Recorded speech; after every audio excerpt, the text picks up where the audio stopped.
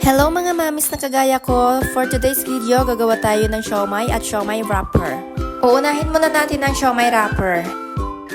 Maglalagay tayo sa bowl ng 4 cups all-purpose flour,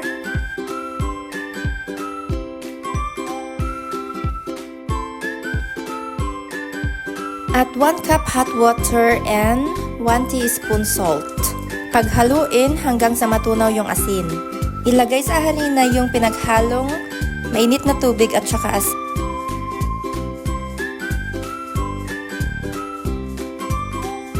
Masahin ang dough hanggang sa lumambot. Gawin itong hugis pari-haba at hiwa-hiwain ito depende sa laki na gusto ninyo.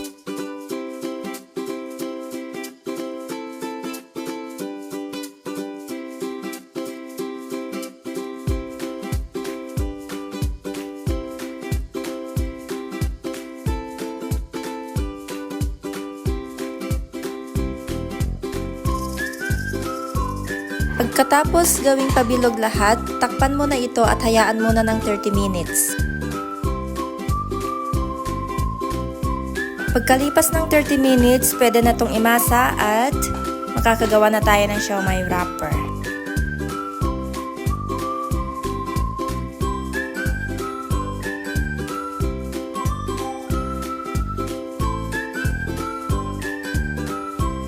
Gagawa naman na tayo ng siomai. Kalahating kilong ground beef, 1 cup minced carrots, 2 eggs, 1/2 cup red onion, 1/2 cup white onion. Pwede rin kayong gumamit ng spring onion. Wala kasi akong spring onion kaya ang sinalitan ko na lang is yung red onion. 1 teaspoon salt at 1 teaspoon black pepper. 4 tablespoon all-purpose flour, 2 tablespoon oyster sauce, 2 tablespoon sesame oil. Pinaghalo-halo ko na at iset aside muna natin ng 30 minutes para ma-marinate at mas masarap yung lasa. After 30 minutes, sisimulan na natin magbalot.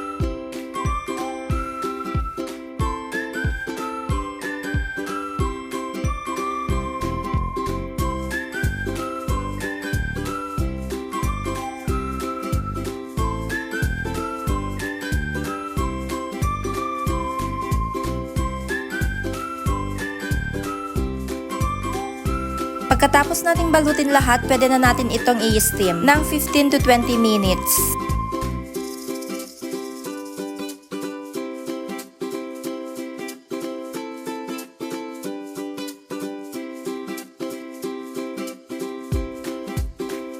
At eto, ready to serve na! Wow!